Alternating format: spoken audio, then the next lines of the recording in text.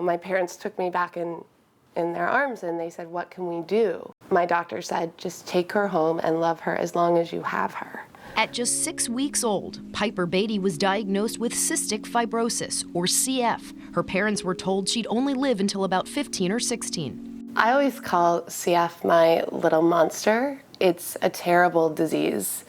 It's deadly, and it impacts the day-to-day life of people who have it tremendously. It takes hours out of your time. It can limit the activities that you can do.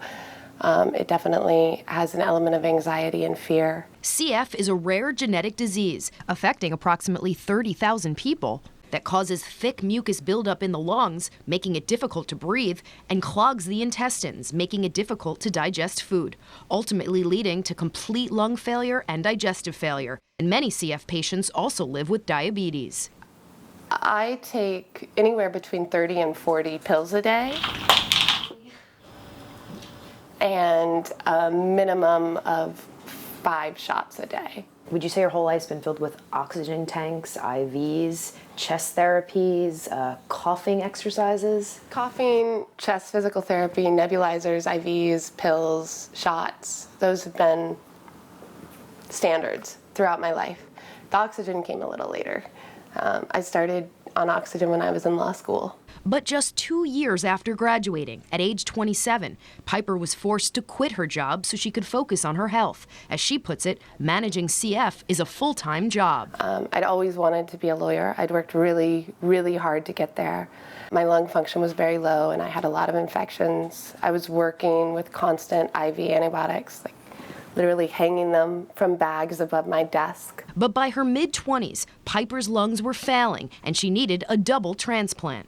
In her case, I was worried that her lungs could fail within the next 2 years or so. Luckily, Piper's doctors were able to secure a new drug, not yet on the market. Piper refers to it as her miracle drug. It has since been FDA approved. Was it accurate to say that this medicine kept her alive while she awaited transplant? Yeah, that's fair to say. I think that medicine, in combination with all of the other management strategies that she was using, were helping to keep her lungs functioning. Waiting for a transplant is an agonizing process, and I didn't necessarily believe every day that someone would come along in time to save my life. I think by the end, I had really made peace with the idea that it might not happen.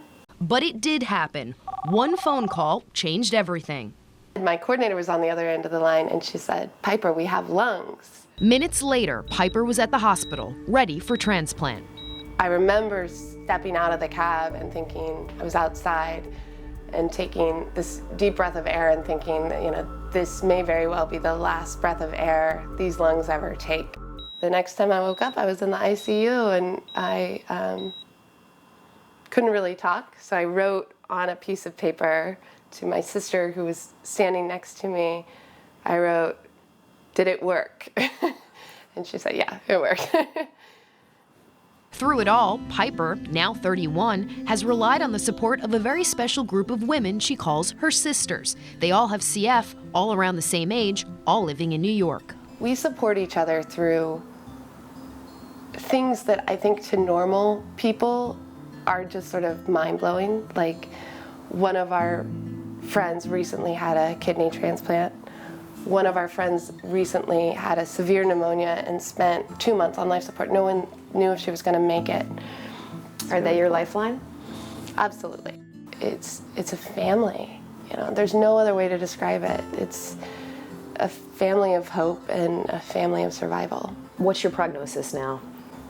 I still have complications from lung transplant. I still have rejection. I still have cystic fibrosis. I would say my prognosis is that I'm hopeful. I don't know what my life expectancy is going to be. Average is about 50% of people with a lung transplant survive more than 5 years. I had my lung transplant almost 3 years ago, but I'm not average. With Everyday Health, I'm Taryn Winterbrill.